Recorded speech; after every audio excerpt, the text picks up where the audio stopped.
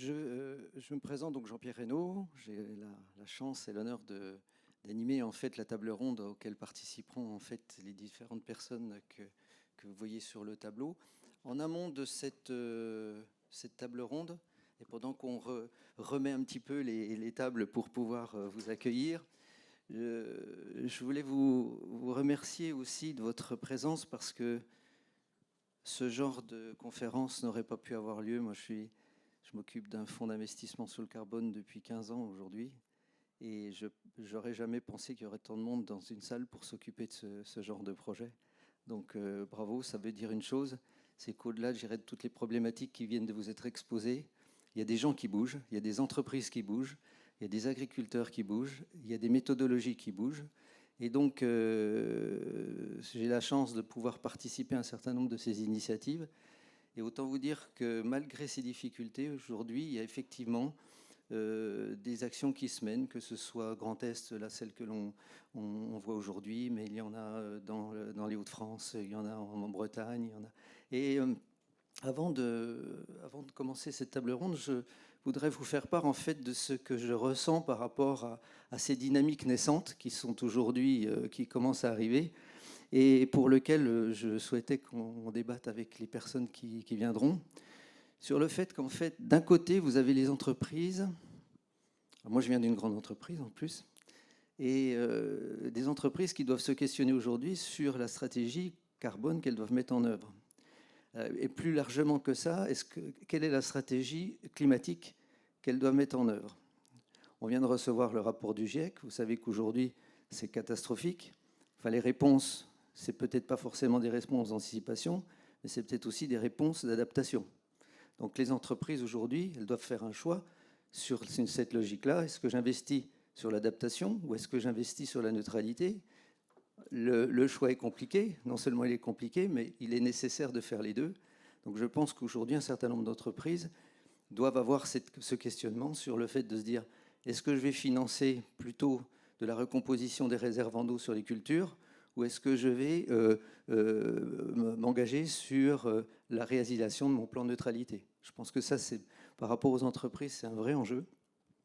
Les agriculteurs, eux, de leur côté, ce que j'entrevois, ce que je vois à travers les différentes expériences, c'est est-ce que cette démarche de transformation, est-ce que c'est une démarche individuelle ou est-ce que c'est une démarche de territoire? C'est-à-dire, est-ce que je dois financer et être accompagné de mon financement par une logique d'achat et de vente de crédit carbone, et de très belles initiatives sont en train de se mettre en place, ou est-ce qu'on doit être dans une dynamique qui peut être tirée alors soit par une dynamique régionale, soit par une dynamique de filière, pour apporter en fait cette contribution, ce développement dans lequel l'agriculteur aura la possibilité d'être financé sur sa transformation. Donc ça, je vous cite ça parce que je pense qu'il n'y a pas une solution. À travers tout ce que l'on voit aujourd'hui, il y a des solutions qui sont des solutions territoriales, il y a des solutions de filière, il y a des solutions sur l'adaptation. Mais en fait, ce qui est intéressant, c'est de voir comment on compose cet ensemble-là.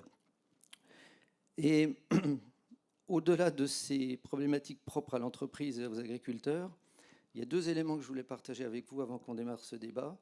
C'est d'abord sur le curseur du prix du carbone. Parce que, effectivement, le prix du carbone, vous l'avez vu tout à l'heure, le financement de la transition par le carbone, aujourd'hui, forget it. Enfin, je veux dire, ça va être assez compliqué. C'est-à-dire que c'est une... J'ai fait ce matin juste un petit calcul pour vous démontrer, en fait, jusqu'où irait cette cohérence ou cette incohérence. Si on demande, par exemple, au consommateur d'assurer sa neutralité, vous savez que chaque personne en France, c'est 10 tonnes de carbone, donc un ménage, c'est 40 tonnes. 40 tonnes de carbone à 80 € de la tonne, ça fait 3 200 €. Est-ce qu'un ménage va mettre 3 200 € sur sa compensation carbone? Non. Mais par contre, aujourd'hui, il est prêt à avoir une implication sur sa dynamique carbone. De la même manière, une grosse entreprise que je ne citerai pas, qui a aujourd'hui 10 millions de tonnes de carbone à neutraliser. Est-ce que vous pensez qu'une entreprise qui a 10 millions de tonnes de carbone à neutraliser va mettre 80 € de la tonne, 800 millions d'euros, sur son résultat ou sur son chiffre d'affaires? Donc en fait, la solution, mon propos n'est pas de dire qu'ils ne vont pas y aller, Mais la solution, elle est dans la composition et l'alliance de l'ensemble de ces partenariats pour pouvoir y arriver. Sinon, ce n'est pas possible qu'un émetteur de on va dire, de la composition de la société civile puisse assurer en fait la transition nécessaire à l'agriculture. Donc ça, c'est une conviction, mais je pense qu'il faut que vous l'ayez en tête au sein de l'entreprise. Et puis, Maximin en a parlé tout à l'heure, c'est la récurrence de l'engagement. C'est-à-dire qu'il faut, à travers les dynamiques d'entreprise et les dynamiques agricoles, Maximin disait que l'agriculteur a besoin de durabilité dans son engagement, et bien l'entreprise aussi. Parce que la neutralité, c'est tous les ans. On ne s'achète pas une neutralité pour une année. Donc ça veut dire qu'il faut avoir aussi des plans de financement sur du long terme. Donc je voulais vous apporter en fait ces différents éléments pour que justement au cours de notre table ronde, on puisse se dire, à travers ces premières initiatives, quelles sont sinon les stratégies. Je suis content que les 4 entreprises viennent parce que vous savez, c'est des entreprises souvent qui n'ont pas encore commencé leur démarche. Elles sont dans une logique qui est une logique tout à fait naissante. Et donc, le débat qu'on va avoir, c'est un débat plus sur et comment on pourrait y arriver ou comment on peut faire cette démarche.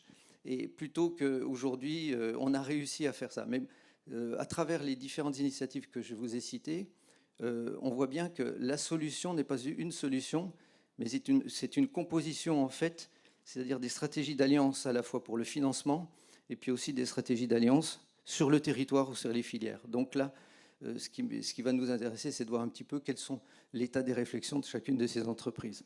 Donc j'appelle à la fois donc, Clément Ostivin, Savine Oustrin, Hélène Valade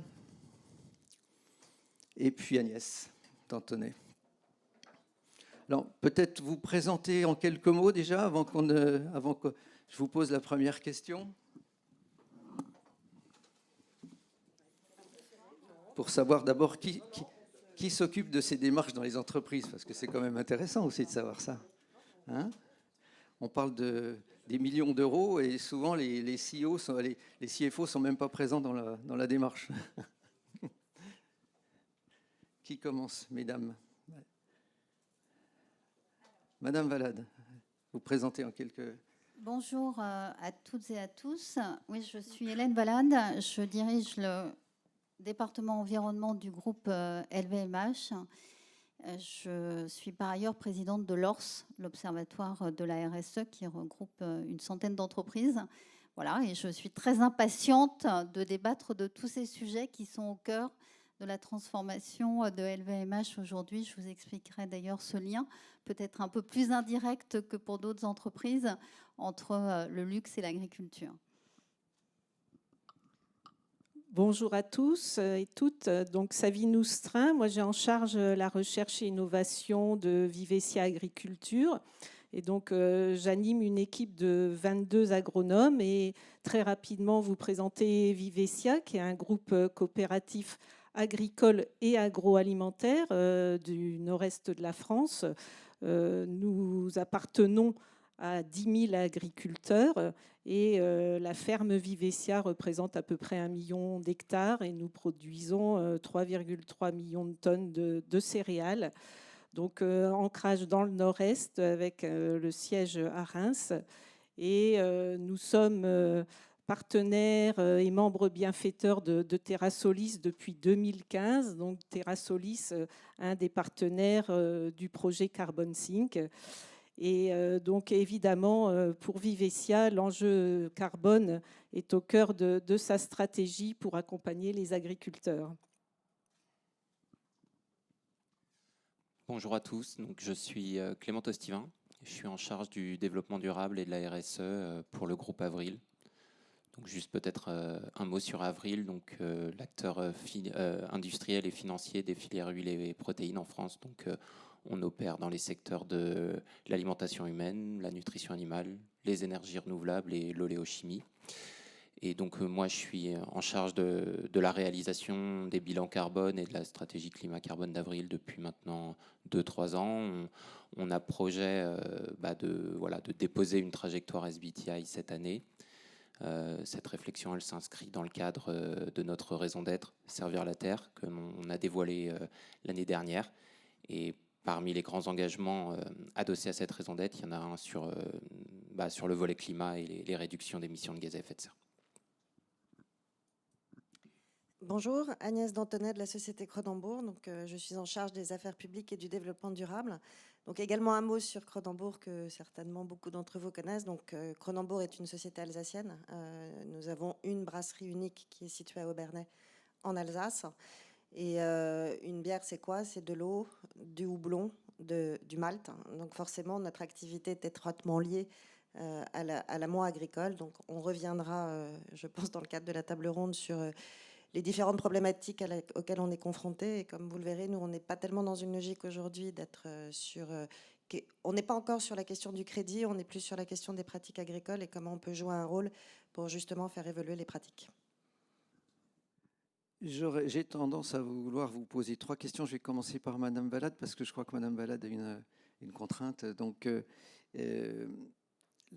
3 questions sur ce que l'on a entendu et sur les initiatives qui se mettent en place. La première, c'est sur la mesure et sur l'évaluation de votre impact. C'est-à-dire comment aujourd'hui vous avez fait ce cheminement, ou comment vous êtes en cours de faire ce cheminement sur la mesure de l'empreinte carbone. On a parlé des SBTI, j'ai vu des gens qui sortaient des yeux comme ça parce qu'ils ne savaient même pas ce que c'était. Donc il y a une différenciation, il y a une différence, je dirais, de connaissances et d'approche. Donc c'est une des premières questions que je voudrais vous poser sur votre façon d'appréhender la mesure de votre empreinte. La deuxième, c'est sur, dans votre métier, comment en fait cette dynamique climatique se traduit en sécurisation de votre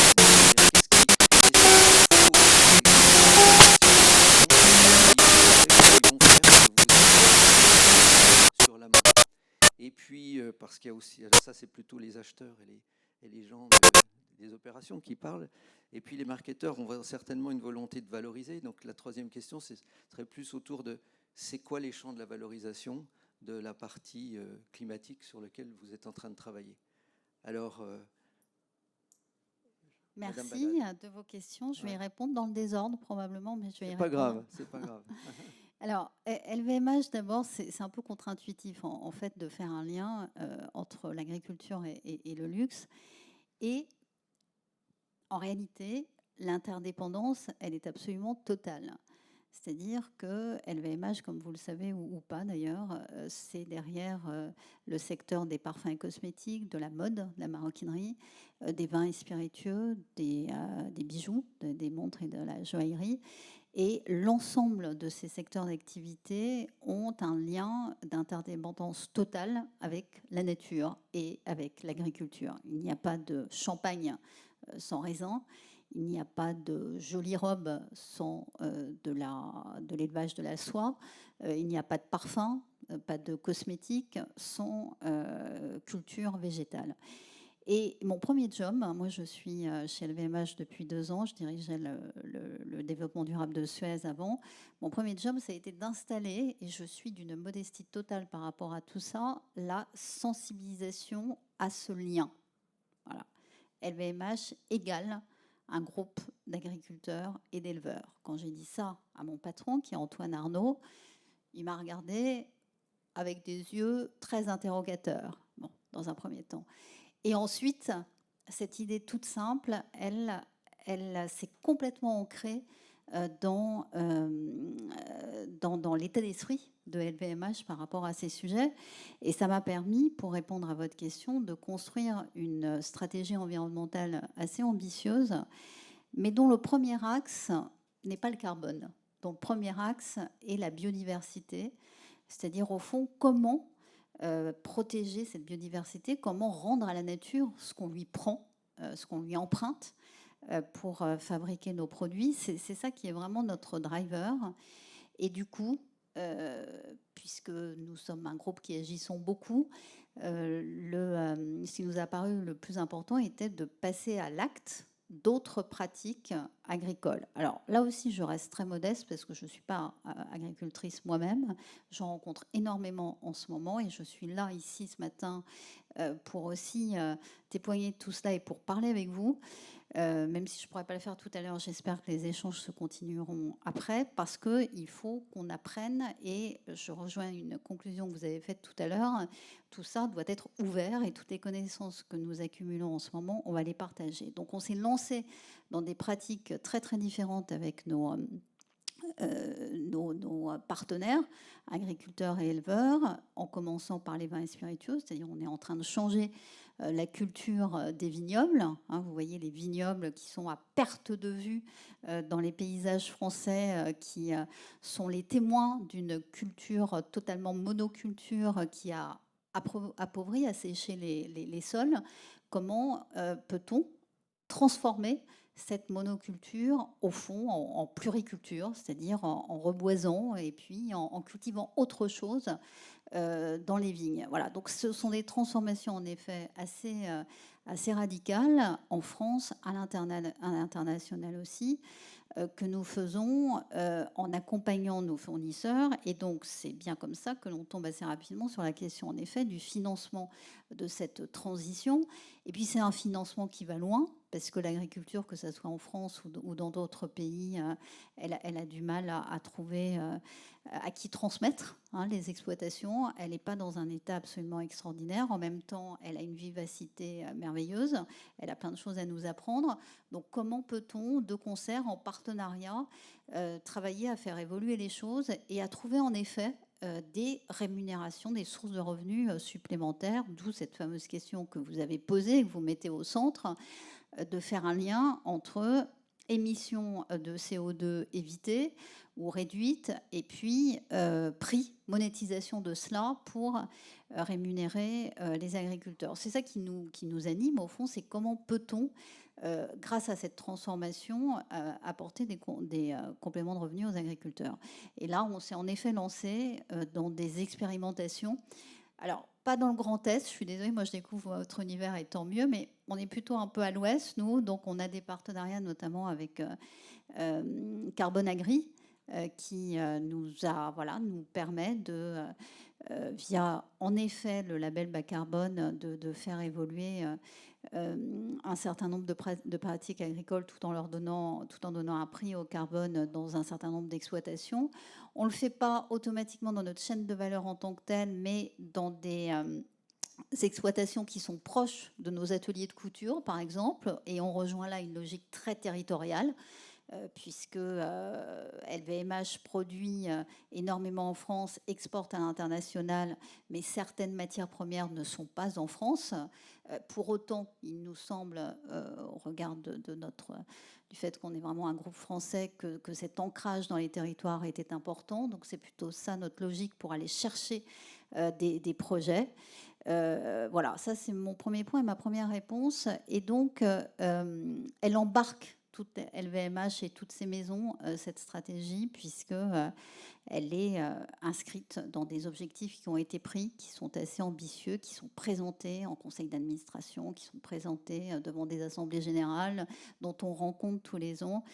Donc c'est puissant, c'est en marche. Alors évidemment, il y a un lien à faire avec le carbone, et LVMH a construit sa stratégie carbone, a été validé par ce fameux SBTI, qui en fait est une norme, d'ailleurs je le dis souvent, privée, qui régit la mesure des stratégies carbone des entreprises. Il y aurait beaucoup de choses à dire sur la mesure, les systèmes de mesure qui sont utilisés par SBTI. Et moi, je suis aussi très en interrogation scientifique par rapport à tout cela, pas uniquement pour les raisons que vous avez dites tout à l'heure, mais dans le scope 3, il y a l'amont, puis il y a aussi l'aval. Et alors, je ne vous raconte pas la mesure de l'aval du scope 3, c'est-à-dire des émissions de CO2 produites par l'utilisation de nos produits chez le consommateur. Alors là, pardon, mais pour moi, c'est vraiment aussi un sujet extrêmement important. Et là, on se rend compte qu'il y a beaucoup de trous dans la raquette, que c'est effectivement extrêmement compliqué. N'empêche, c'est un cadre qui permet tout de même aux entreprises de piloter des politiques à la fois de réduction des émissions de CO2 et d'évitement des émissions de CO2. Donc, la manière dont on se comporte à LVMH par rapport à ça, c'est que du coup, on ne met pas nos œufs dans le même panier. C'est-à-dire, en effet, on est validé SBTI tout simplement parce que, et ça, c'est quelque chose que notre audience doit savoir, c'est que les agences de notation extra-financière sont obsédées par ça, pardon de cette expression, mais c'est-à-dire si une entreprise n'est pas validée SBTI dans sa trajectoire carbone, alors elle va être montrée du doigt par des investisseurs qui nous disent, voilà, par des agences de notation qui dégradent notre note. Et vous savez que plus ça va, et heureusement, plus la performance extra-financière compte aux côtés de la performance financière. Et moi, je suis depuis 15 ans une farouche défenseuse de cela, hein, de cette performance globale de l'entreprise. Bon. Donc voilà, SBTI s'est imposé, malheureusement ou heureusement, enfin SBTI s'est imposé. N'empêche qu'il y a d'autres référentiels, et moi je vous suggère d'aller regarder ACT, hein, qui a été produit par l'ADEME, qui d'ailleurs tient compte d'un certain nombre de remarques qui ont été faites tout à l'heure, et c'est-à-dire qui se dégage petit à petit de la sacro-sainte ACV. Je rappelle d'ailleurs que les analyses de cycle de vie ont été construites pour le monde industriel, donc pour quelque chose qui est statique et ne prend pas en compte la dynamique de l'ACV en agriculture, c'est-à-dire du cycle de l'azote, comme vous l'avez dit tout à l'heure. Donc il y a évidemment, en termes de mesures, énormément de choses à dire. N'empêche qu'il faut avancer. Et qu'il faut agir. Donc voilà, on regarde plusieurs types de référentiels, on regarde plusieurs types de choses, et ce qui nous importe dans les exploitations avec lesquelles on travaille, c'est de passer à l'acte. Donc on est plutôt en accompagnement pour l'instant. Mais voilà, je rejoins tout à fait vos conclusions. Et encore une fois, c'est bien pour ça que ça serait très intéressant qu'on puisse continuer à discuter. Je pense qu'il faut qu'on massifie notre capacité d'investir et d'accompagner. Dans ce cas-là, il faut des alliances, construire des alliances entre différents groupes. On a commencé avec certains, mais je pense que c'est la seule solution, des alliances, et puis une innovation parfaitement ouverte pour partager un certain nombre de résultats. Voilà comment ça se passe. Sachez que c'est quelque chose qui est extrêmement enthousiasmant pour l'ensemble des collaborateurs et des maisons de LVMH. Et je dois dire que c'est un levier maintenant, au fond, essentiel de l'attractivité des talents dans notre groupe. Et j'aurais pas dit ça il y a 2 ou 3 ans, parce que c'est quelque chose qui va très vite et qui est en train vraiment de transformer toute une manière d'agir, de faire, d'être en relation, d'être en partenariat. On est au début de cela, comme vous l'avez dit tout à l'heure, même si on commence à avoir des résultats. Et moi, en 2021, grâce à tout ça, grâce à l'agriculture régénératrice, on a réhabilité en faune et en flore 600 000 hectares dans le monde. On a un objectif de 5 millions en 2030. 600 000 hectares sur une année, c'est déjà pas mal. Voilà, donc ça avance, mais en effet, il y a cette problématique de la mesure qui, à mon sens, doit être dépassée pour favoriser l'action grâce à la fin, et je rejoins votre conclusion, cette nécessité de contribution et donc cette nécessité d'alliance. Voilà. Est-ce que j'ai répondu à vos 3 questions? Vous avez le droit de me retitiller. Oui, je reviendrai tout à l'heure sur le fait de votre stratégie plutôt de sécurisation, de valorisation. Mais je vais donner la parole à Madame Oustrin, qui est beaucoup plus proche de fait, puisque c'est des coopératives d'agriculteurs, de voir un petit peu effectivement comment la dynamique se construit, je dirais, par l'amont, et comment en fait une société comme Vivescia aujourd'hui apporte sa contribution par des primes de filière ou d'autres éléments de ce type-là. Alors déjà, tout d'abord, Vivescia, comme je vous l'ai dit, c'est un groupe agricole et aussi agroalimentaire. Donc On a des entreprises de transformation dans notre groupe au travers de la malterie, de la meunerie, boulangerie, viennoiserie et de la maïserie. Donc des entreprises qui sont elles aussi engagées à réduire leur scope 1, leur scope 2 et leur scope 3. Mais nous travaillons aussi évidemment avec les clients hors du groupe qui commencent à nous poser des questions sur ces sujets carbone et de voir comment on peut travailler ensemble. Au niveau de Vivescia sur la partie agriculture, parce qu'on pense qu'il faut aller pas à pas et comme ça a été dit, il faut d'abord mesurer. On va lancer un diagnostic carbone simplifié auprès de l'ensemble des associés coopérateurs de Vivescia, donc auprès des 8000 associés coopérateurs. Et donc, ce diagnostic va nous permettre d'avoir un état zéro de l'empreinte carbone de la ferme Vivescia, et puis va permettre aussi aux agriculteurs de rentrer dans ce dossier et par les quelques questions qu'on va leur poser. Alors, ce n'est pas un diagnostic complet comme les diagnostics du label bas carbone. Hein. C'est vraiment, comme je l'ai dit, un diagnostic simplifié, mais qui va permettre, par les questions posées, de sensibiliser aussi les agriculteurs aux leviers qu'il va pouvoir mettre en œuvre ensuite sur son exploitation. Donc, cette mesure, voilà, ça sera un point zéro. Ça sera aussi pour nous, ça nous permettra de nous fixer des objectifs et puis d'accompagner ensuite les agriculteurs dans des projets plus complets, des projets bas carbone, pour aller chercher du financement par des crédits carbone. Mais on est, et Édouard l'a dit à plusieurs reprises, on sait très bien que les crédits carbone ne vont pas être suffisants pour assurer la transition et la mise en œuvre de nouvelles pratiques dans les exploitations agricoles. Donc, il faut aller chercher d'autres sources de financement. Les primes filières peuvent être effectivement une source de financement, mais les pouvoirs publics vont aussi, je pense, devoir accompagner cette transition parce que l'agriculteur, c'est le premier maillon de toutes les filières. Et on le constate à chaque fois, on revient toujours vers l'amont agricole.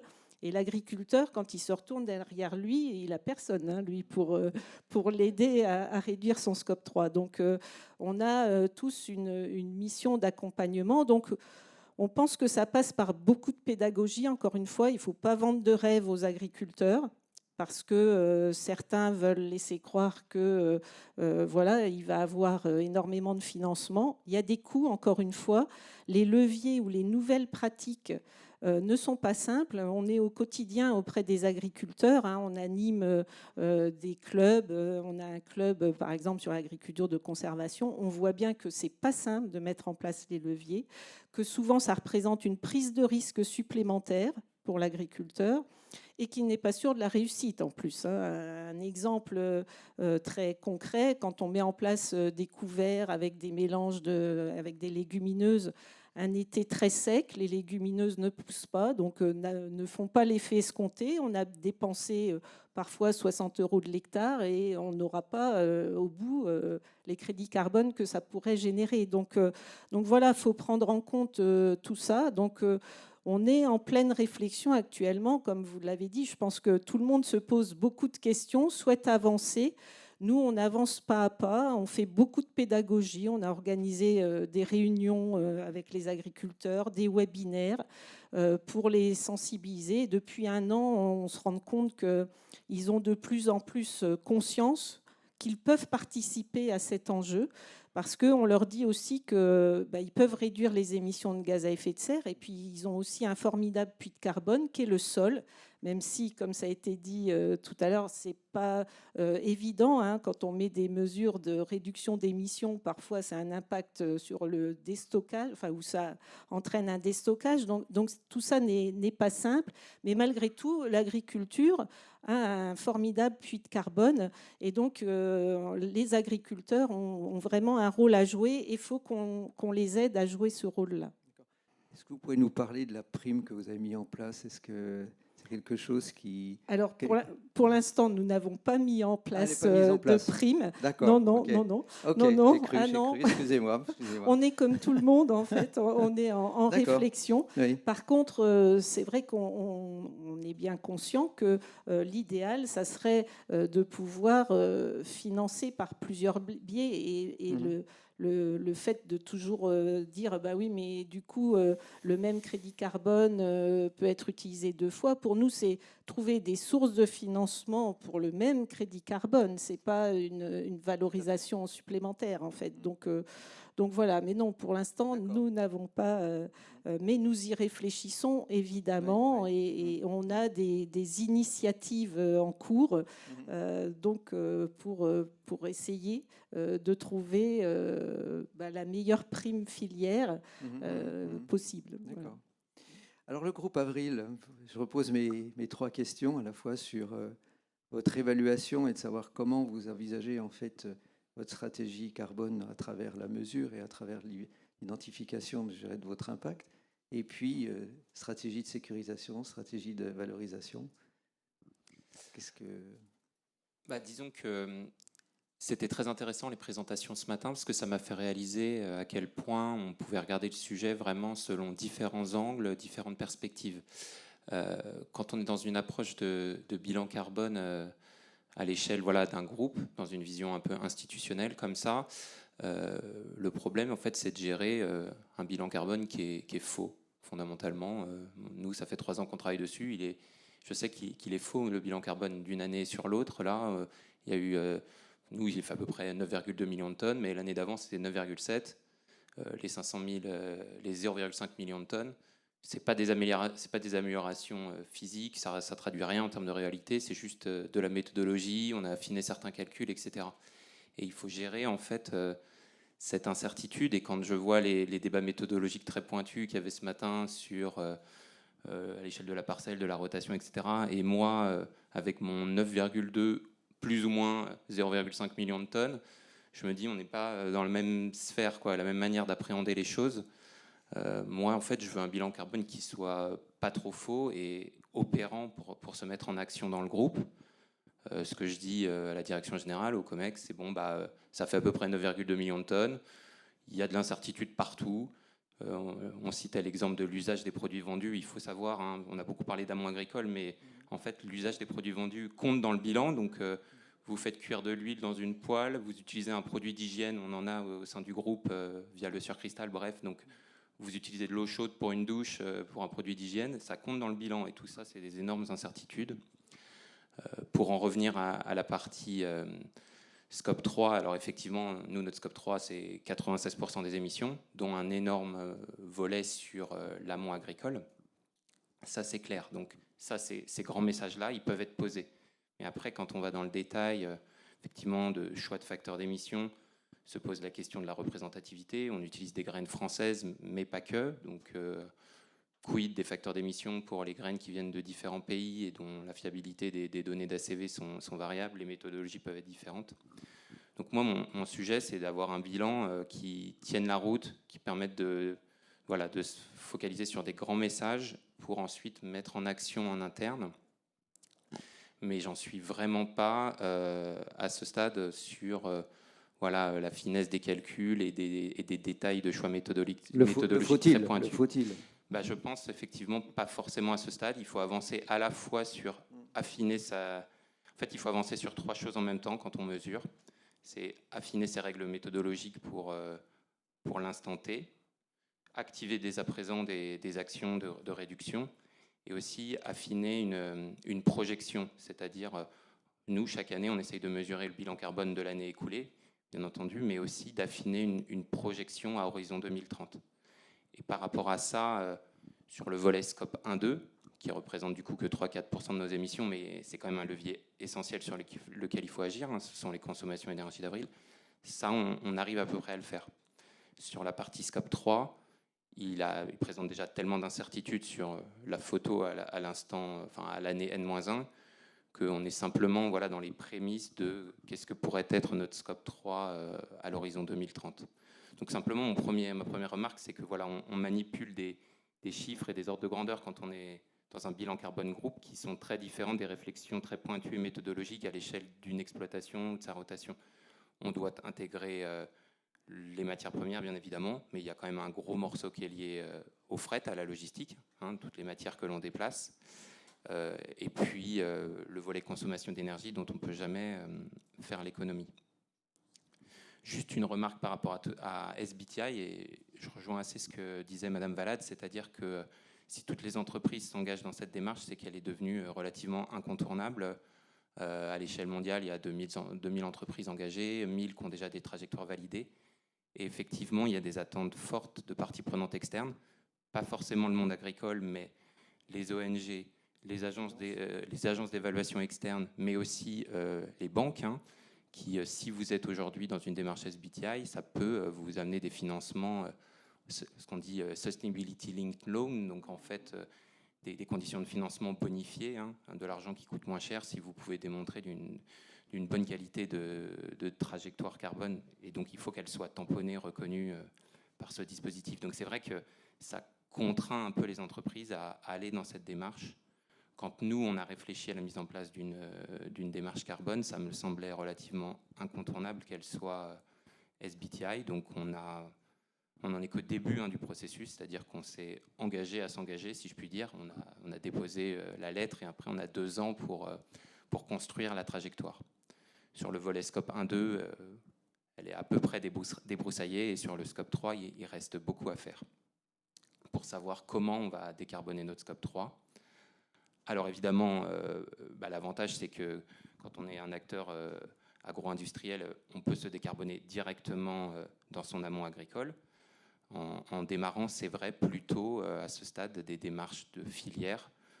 Nous, l'exemple emblématique, c'est la démarche oléose, puisqu'on collecte des graines bas GES, on verse une prime aux agriculteurs pour ces graines bas GES, et elles sont valorisées dans des débouchés biocarburants sur des marchés en dehors de la France, mais qui ont une incitation, compte tenu des conditions réglementaires là-bas, pour utiliser ces graines et ce biodiesel très bas carbone.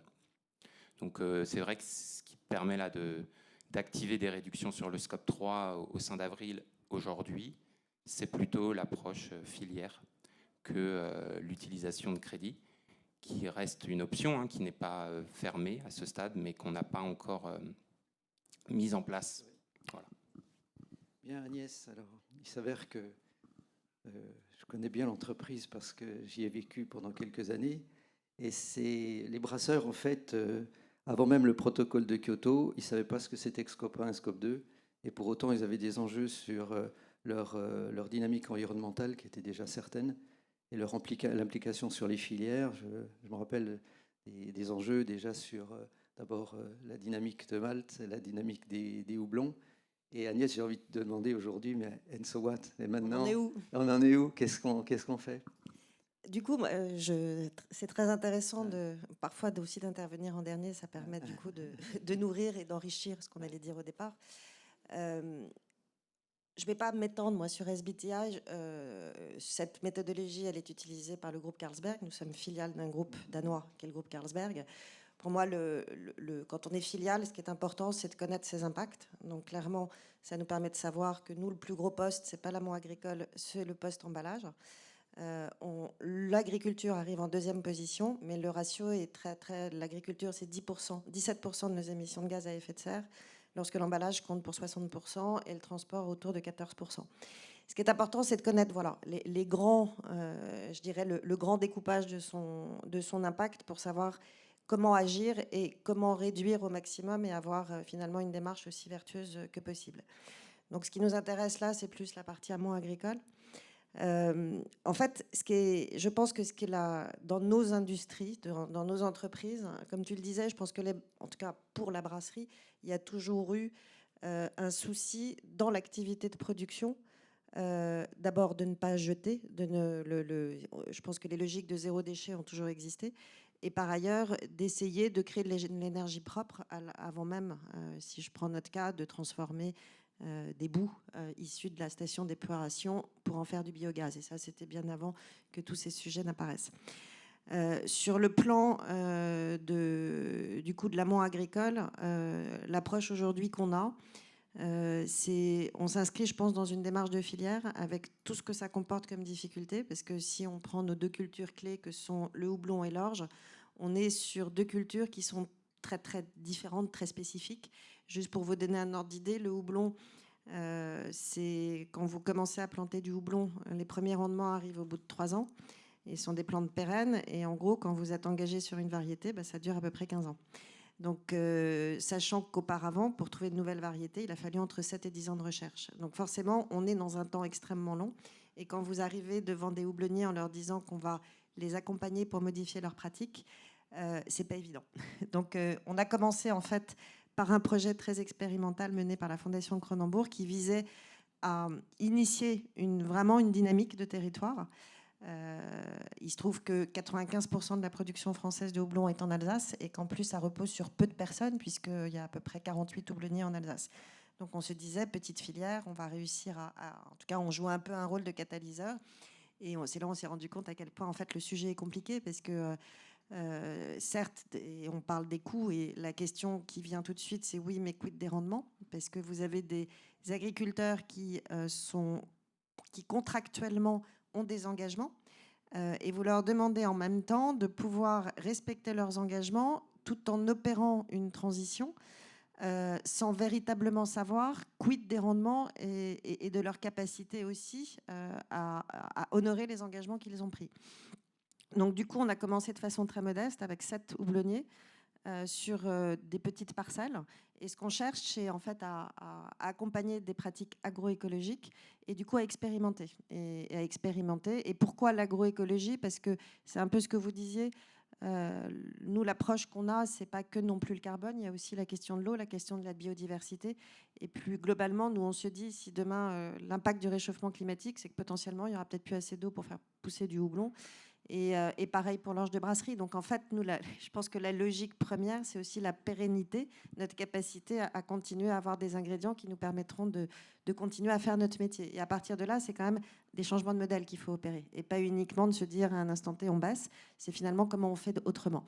Donc c'est ça qu'on a... En fait, on a mis le doigt dans le sujet de l'amont agricole à travers ce projet auprès des houblonniers.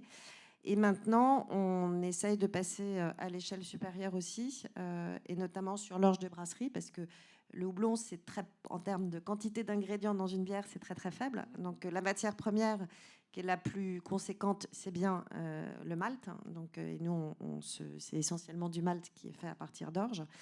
Et on se dit comment on peut peut-être déjà engager une marque forte pour accompagner dans un plan pluriannuel des transformations de pratiques, et c'est ça qu'on est en train d'expérimenter avec notre fournisseur d'orge, d'aller vers l'agriculture régénérative.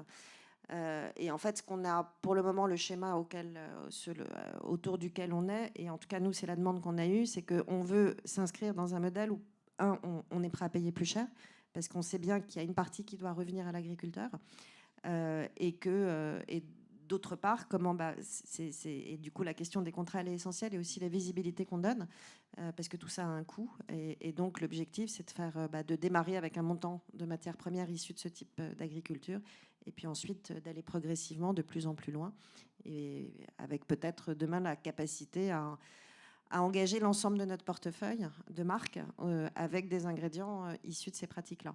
Et je dirais, et après je te laisse poser, que du coup, c'est vrai que la question essentielle, c'est comment on va mesurer l'impact réel sur à la fois le carbone, sur la biodiversité.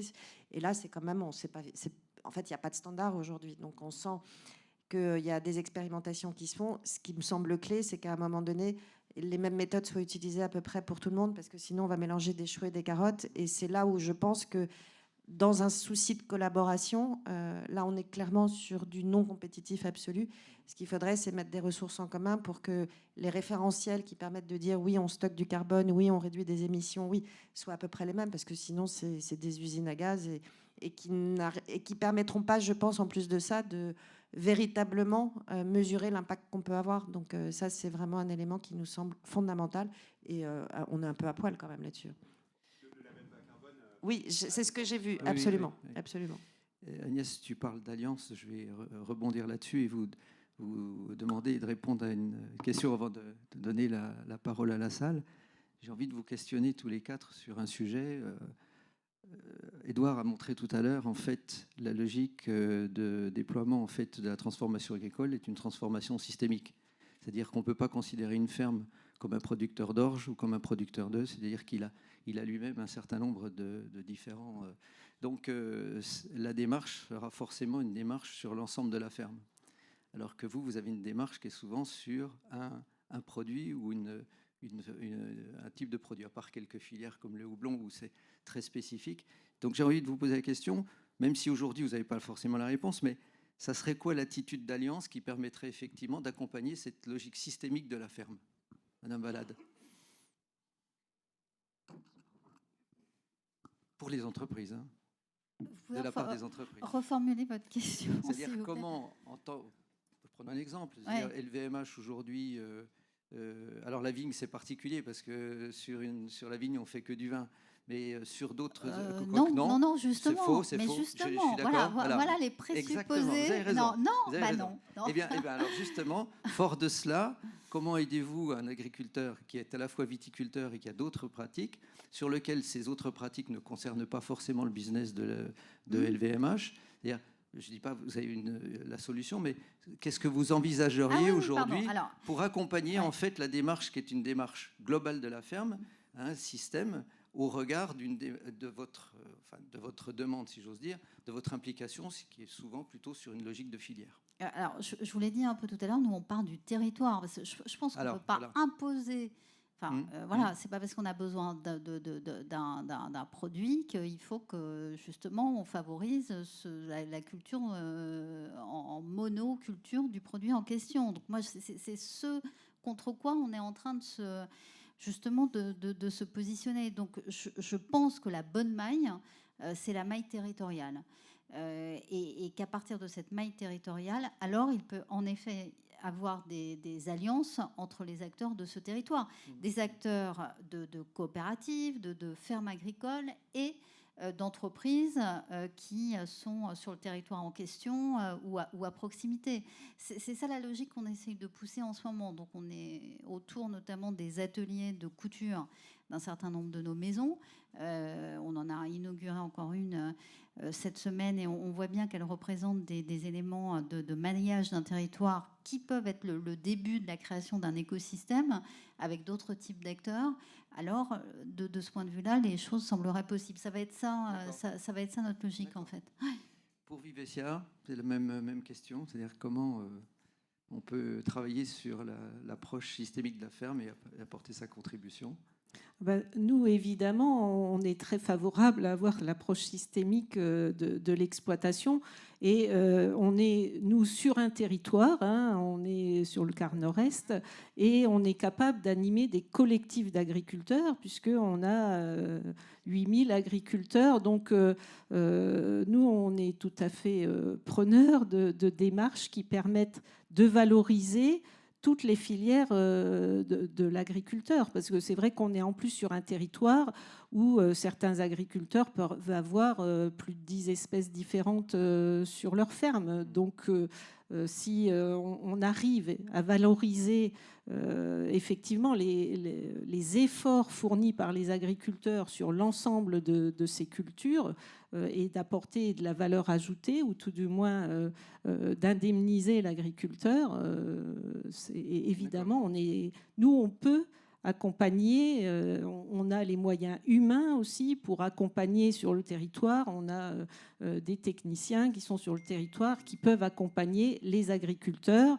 dans la mise en place de pratiques. Mais pour ça, il faut que effectivement, on s'accorde à dire sur un territoire telle et telle pratique sont effectivement vertueuses, rentrent comme dans un cahier des charges qui pourrait être validé par l'ensemble des clients.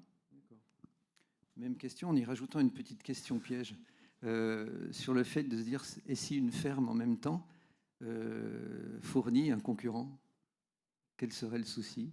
Quel serait le problème? Agnès parlait de non-concurrence tout à l'heure. Est-ce qu'aujourd'hui, vous considérez qu'effectivement, c'est une démarche beaucoup plus extra-concurrentielle et donc sur lequel les alliances sont forcément des alliances plus larges que des alliances d'entreprise. En fait, moi, je voudrais revenir à un point un petit peu de base, c'est que quand on parle du scope 3, en fait, le scope 3 d'une entreprise, par nature, il est en chevauchement avec le scope 3 d'autres entreprises. Donc, moi, si je décarbone mon scope 3 en tant qu'Avril, mon scope 3 amont, en fait, je décarbone le scope 3 amont aussi de mes clients. Hein, donc, par nature, c'est collaboratif. Et puis, voilà, je me décarbone en sourçant auprès d'agriculteurs qui eux-mêmes vont se décarboner. Enfin, en gros, on est tous liés. Et cette notion de scope 3, les scope 3 des grands groupes agroalimentaires se chevauchent tous et sont interconnectés. Ça, c'est le premier point. Le deuxième point, c'est que dans la notion d'alliance, moi, j'entends aussi regroupement d'agriculteurs, économie d'échelle et donc réduction des coûts dans toutes les démarches, quelles qu'elles soient de filière ou de labellisation bas carbone. C'est-à-dire que dans toutes ces démarches, il y a des coûts fixes de vérification, administratifs, etc. Enfin, il y a quand même une grosse complexité méthodologique, on l'a vu. Et donc des alliances ou tout du moins des regroupements d'acteurs pour un peu massifier ces démarches, ça me semble essentiel. Après, sur la notion de concurrence, je pense que voilà, elle existe, elle est inhérente au business et ça se gère aussi par ailleurs dans le cadre de ces démarches, quoi. Agnès, est-ce que tu veux rajouter quelque chose sur ce Ah, point? C'est un bon point. Si on prend l'orge, par exemple, c'est de l'interculture. Donc, à un moment donné, je pense que la démarche, elle est forcément globale et pas uniquement associée à l'orge. Après, pour rebondir peut-être aussi sur ce que tu disais, qui est l'approche produit plutôt qu'une approche plus systémique, je dirais qu'il faut commencer par quelque part, en fait. Oui. Et finalement, dans nos entreprises, où le poids du produit, le poids de la marque est important, si on veut avoir de l'impact, on peut pas faire sans, en fait. Donc c'est ça aussi qui sert à un moment donné de locomotive, qui permet derrière d'entraîner tout le reste. Après, la question aussi qui se pose, et là ça fait écho à pas mal de débats au Salon de l'Agriculture en ce moment, et qui est lié aussi à en fait, comment on reconnecte aussi le consommateur à ce qu'est son alimentation.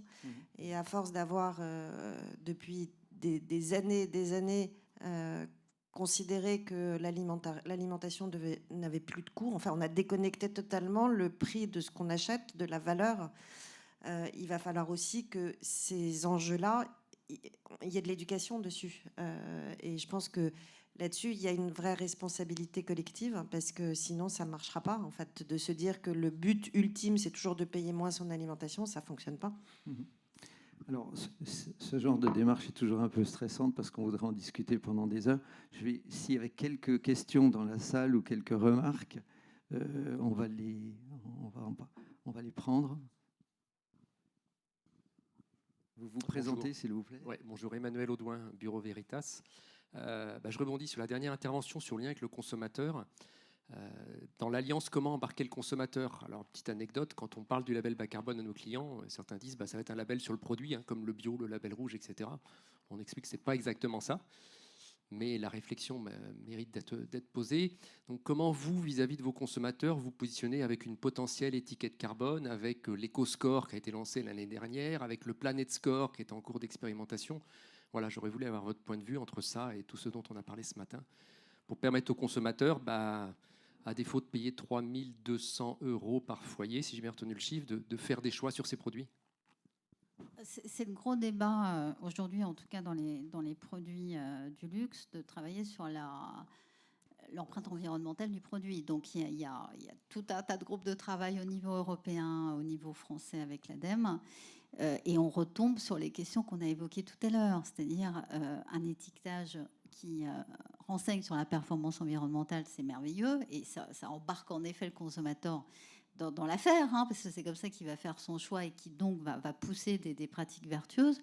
Puis en même temps, c'est d'une complexité sans nom. Vous voyez, alors là on est un peu entre nous, mais si je caricature un peu, si on continue uniquement avec les indicateurs qui existent aujourd'hui, les produits avec des matières naturelles, donc qui émanent de l'agriculture ou de l'élevage, sont plus émetteurs de CO2 que ce qui vient de la synthèse et de la chimie verte.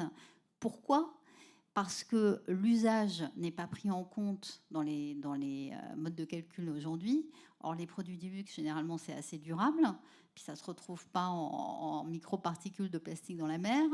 Sauf que ça, c'est pas calculé, c'est pas pris en compte dans les indicateurs. Donc on retombe sur ce truc de c'est abyssal et ça donne le vertige quand même. Voilà, si on prend ça ou si l'on ne prend pas, ça change totalement la note d'un produit. Donc c'est en effet aussi aujourd'hui un de nos sujets, et je le dis très tranquillement, de bataille, hein, c'est-à-dire d'introduire des indicateurs qui prennent l'intégralité du scope du produit, voilà, et dont l'usage. Mais en effet, il faut embarquer le consommateur, mais pas à n'importe quel prix pour le coup, c'est-à-dire sur la base des bonnes informations. Alors, si je peux, pardon, juste compléter par rapport à votre question. Donc, juste sur les indicateurs, faut faire pareil, c'est la même chose, qui est un indicateur qui compare les mêmes choses, parce que sinon vous allez vous retrouver chacun à sa méthode. Il n'y aura plus aucune valeur à ce qui sera communiqué au consommateur. En plus, le consommateur, on est en train de lui coller tout un tas de choses sur l'étiquette. De toute façon, il ne les voit même plus. Donc là-dessus, je pense qu'il faut faire un petit peu attention à cette volonté d'enfermer systématiquement. Et pareil sur les histoires de labels. Est-ce qu'il faut absolument tout de suite avoir une espèce de certification ? Je me dis ce qu'il faut, c'est enclencher des dynamiques et pas tout de suite déjà vouloir mettre une valeur via une certification. Et en fait, il faut qu'on arrive à sortir de ça. C'est très bien d'avoir des labels. Après, pour moi, l'intérêt du label, c'est une démarche scientifique qui est solide. Mais à un moment, il n'y a plus le consommateur, il est paumé. Si vous regardez tout ce qui existe, mais même, enfin, moi, je ne sais plus, quoi. Donc, faisons attention. Et en plus, si toi, tu es paumé, ça veut dire qu'au sein de ton entreprise, c'est compliqué aussi à créer la dynamique. Quand on fait des courses, on ne passe pas quand même voilà. des heures à regarder C'est beaucoup. Il y avait une autre question. Donc, oui. Moi, je suis Thierry Chapuis, je travaille au Centre national d'études spatiales. Donc, on peut se demander ce que je fais ici. Voilà. Et donc, je suis tout ce qui est la thématique agricole et forêt. Je parlais que de l'agriculture. Et notre objectif, c'est de voir en quoi les technologies spatiales peuvent intervenir en particulier pour des indicateurs, pour des méthodologies.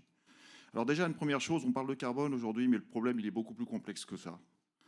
Quand on fait un bilan d'une ferme, déjà, il y a ce qu'on émet et éventuellement ce qu'on peut stocker. Donc il faut travailler sur les deux leviers. Et je pense que l'approche systémique, c'est absolument pas la bonne, puisque quand on fait un bilan carbone sur un éleveur, un bilan carbone sur la grande culture, un bilan carbone sur la vigne, ce qui va arriver, ça n'a rien à voir. Donc, quelque part, moi je pense que l'approche systémique, ça ne marchera pas. C'est-à-dire que l'agriculteur, s'il est encore multifilière, il y en a de moins en moins aujourd'hui, en multifilière, il aura des clients et chaque client devra travailler avec éventuellement une notion de filière. Et après, sur le crédit carbone, par essence, c'est quelque chose qui est générique. C'est-à-dire quand on a fait un crédit carbone, et d'ailleurs on fait des crédits carbone sur les différents types de cultures, parce qu'il faut faire la biomasse sur du blé, sur de l'orge, sur du tournesol, c'est pas la même. Et ça, on y travaille au niveau du CNES avec des laboratoires. Donc tout cet aspect méthodologie, nous on y travaille. Et on est là parce que le satellite intervient pour avoir une qualité des indicateurs. Et ce qui est très important dans l'approche, c'est la notion de certification. C'est que quelque part, il faut que cette certification, elle soit de qualité et neutre. Pas comme ce qui s'est fait sur aujourd'hui des certifications crédit carbone, où les sociétés certifient et ils font un pourcentage sur les crédits carbone générés. C'est ce qui existe aujourd'hui. Quand même, il y a un mélange des genres qui est un petit peu gênant quand vous faites ça. Eh ben justement, pas dans le label bas carbone, mais si on parle des autres au niveau international, j'ai regardé le sujet, c'est ce qui se passe. Donc aujourd'hui, le label bas carbone tel qu'il est fait et qui devrait être poussé à l'échelle européenne est fait pour qu'on ait une certification bien définie, c'est-à-dire qu'il faut bien savoir qui certifie. Quand on fait une certification au niveau scientifique, vous avez des laboratoires certifiés qui ont l'autorité pour le faire. Donc à un moment, vous pouvez la méthode, vous ne poserez pas la question si c'est certifié, est-ce que le travail il est fait correctement ou pas. Donc déjà, sur juste la partie matière première, parce que votre bilan carbone, c'est hyper compliqué. Là. Je vous rejoins complètement sur un bilan carbone.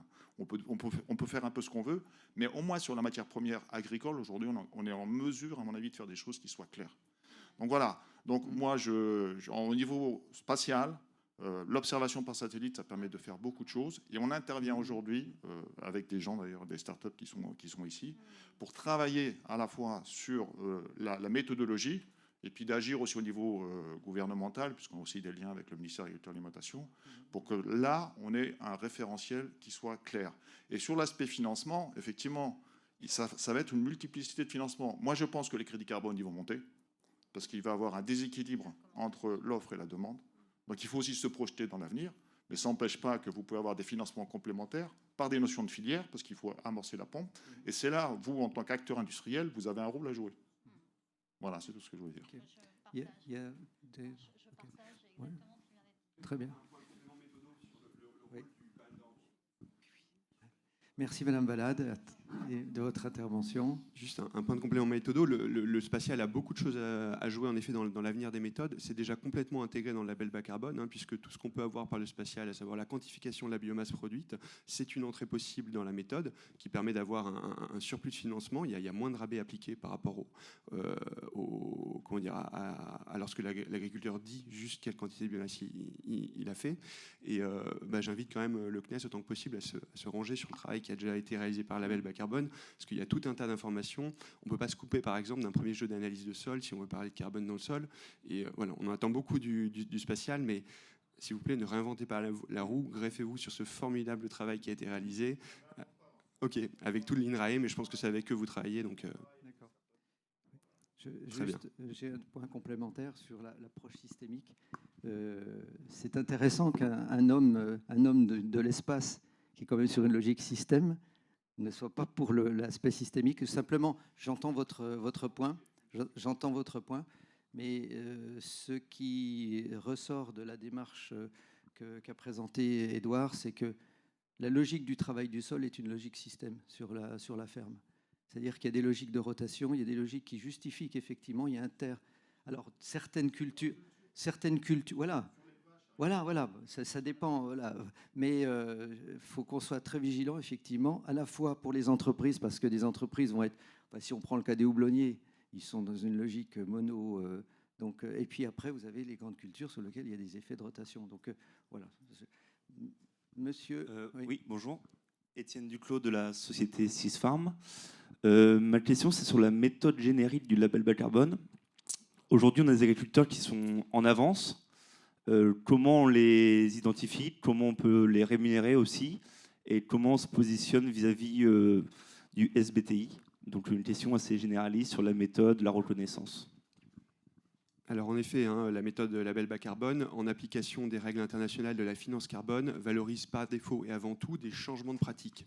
Donc la limite, c'est que ça favorise surtout les mauvais élèves. C'est eux qui ont le plus de gains à réaliser, c'est eux qui vont générer le plus de bilan carbone. Donc dans le label bas carbone, qui est une démarche d'adaptation à la réalité de l'agriculture des règles de la finance internationale, on n'a jamais été aussi loin dans le monde que ce qu'on a fait dans le label bas carbone, pour mettre de la finance carbone sur la transition d'exploitation agricole. On a fait un travail de fond, ça n'a pas été réalisé dans des bureaux, on a concerté toute la profession agricole et énorme levée de bouclier quand on a expliqué les règles de la finance internationale. Sur ce point, en effet, je suis un agriculteur qui a déjà des bonnes pratiques. Ce que vous m'expliquez, c'est que je ne pourrais pas me rémunérer. Et donc, en plus de ça, on a consulté les scientifiques qui nous ont dit que ce serait légitime à être éligible au financement parce que, en fait, on a plus à perdre à annuler des bonnes pratiques parce qu'on va déstocker plus rapidement du carbone que ce qu'on peut espérer en stocker avec des bonnes pratiques. Donc il faut avoir un cadre qui rémunère les bons élèves déjà. Donc en négociation avec le gouvernement, on a introduit ce qu'on appelle la référence générique. Donc par défaut, on valorise quand même des changements de pratiques, mais on permet à l'agriculteur de dire voilà, si tu estimes que tu es performant, tu peux te comparer à la référence générique, donc à la moyenne des émissions et du stockage d'une exploitation de même type dans ta région, et tu transfères ça en crédit carbone, tu es rémunéré. L'outil Carbon Extract, quand vous faites un diagnostic d'exploitation, vous avez automatiquement en premier lieu la comparaison à cette fameuse référence générique. Donc vous voyez si vous êtes éligible et de combien. Et vous pourrez comparer si vous êtes plus intéressé à être en référence spécifique ou générique. Mais c'est une vraie nécessité, parce que il faut prendre en compte dans ces transitions de système et des transitions de secteur, la sociabilité et la sociologie du secteur. L'agriculture, il y a des leaders et pas des suiveurs, mais des gens qui regardent comment fonctionnent les leaders. Si on met de côté les leaders qui historiquement ont été mieux disants sur le carbone avec les crédits carbone, on fait une erreur. Donc on a veillé à ce que ce ne soit pas le cas dans le label bas carbone. Et peut-être juste un petit complément pour faire la suite aussi sur ce qui va être dit dans la dernière séquence. Enfin, ça, c'est une question qu'on a vraiment bien en tête. Et maintenant, la question, et ce sur quoi on veut travailler, c'est comment finalement faire passer le label bas carbone d'un outil qui dit juste l'exploitation a progressé, a réduit de temps, a stocké de temps, à un outil qui dit, bah voilà, cette exploitation est performante, a un impact environnemental, est bas carbone, et les produits qui en sortent sont bas carbone. Et c'est un peu la réflexion qu'on va avoir dans le cadre des réflexions sur les primes filières et comment les primes filières peuvent s'appuyer sur les méthodes du label bas carbone pour être mises en place. Et je pense que c'est un gros chantier, quoi. Mais en tout cas, on a bien ça en tête et c'est vraiment ce qui nous guide, je pense, dans les prochaines étapes. Merci. Oui, une remarque complémentaire. Non, mais simplement parce que ça n'a pas été dit, et comme on parle quand même de SBTI, et je voulais simplement souligner un point, c'est que la méthode SBTI est une méthode générique, mais il y a aussi des guides sectoriels. Et concernant le secteur de l'agriculture, il y a un guide sectoriel qui est en cours de développement. Il est en draft, en consultation actuellement. Et normalement, d'ici septembre 2022, eh bien, il sera applicable. Et donc, les prochaines entreprises du secteur de l'industrie agroalimentaire devront, si elles veulent être reconnues SBTI, respecter le guide méthodo dédié. Et dans ce guide, sans l'avoir examiné ligne à ligne, il y a quand même des approches par filière, avec 10 filières qui sont mises en avant, un certain nombre de règles à respecter qui, et là c'est plus un message pour les organisateurs, à mon avis, ne vont pas forcément tout en cohérence avec ce qui a été dit aujourd'hui. Donc je vous invite vraiment à regarder ce nouveau guide et voir les implications pour vos travaux. Et je serais intéressé aussi du coup d'avoir vos enseignements par rapport à ça. Mais en tout cas, sachez que voilà, ce guide, qui est du coup vraiment un travail au niveau international, pas spécifique France, s'imposera d'ici fin d'année. Voilà. Je voudrais remercier. Vous vouliez rajouter quelque chose? Si je peux juste me permettre, on a parlé de bons et mauvais élèves. Oui. Je pense qu'il y a des agriculteurs qui ont des exploitations Depuis qui sont longtemps. toutes différentes les unes des autres. Certains sont bons élèves parce qu'ils ont été amenés pour d'autres raisons à faire des choix ou à faire évoluer leurs pratiques. Nous, notre rôle, c'est quand même de faire progresser tous les agriculteurs. Il faut savoir que le dossier carbone, il y a 3 ans, on n'en parlait pas. Donc, en fait, les agriculteurs sont sensibilisés depuis peu de temps. Alors, c'est vrai que certains ont des pratiques qui vont dans le bon sens, mais je pense qu'il ne faut pas opposer bons et mauvais élèves. Les agriculteurs ont besoin d'être accompagnés et veulent tous bien faire. Je voudrais remercier les 4 entreprises qui sont venues témoigner ce matin. Ce que je retiens, 2 choses. La première, c'est que dynamique, oui, mais faisons attention à la certification, à la précision qui peut nuire à cette dynamique-là. Donc trouvons les bons outils et les bons moyens pour que ces dynamiques à la fois d'entreprise et dynamiques d'intervention sur l'aval soient réellement quelque chose qui puisse perdurer. Et puis la deuxième chose qui m'a marqué, c'est que en fait, les entreprises que vous êtes sont dans une logique d'alliance, d'une construction d'alliance au niveau territorial, qui est quand même un élément assez nouveau dans l'agriculture. Et donc, je vous souhaite vraiment à la fois du courage et puis beaucoup d'espoir et de succès dans cette démarche.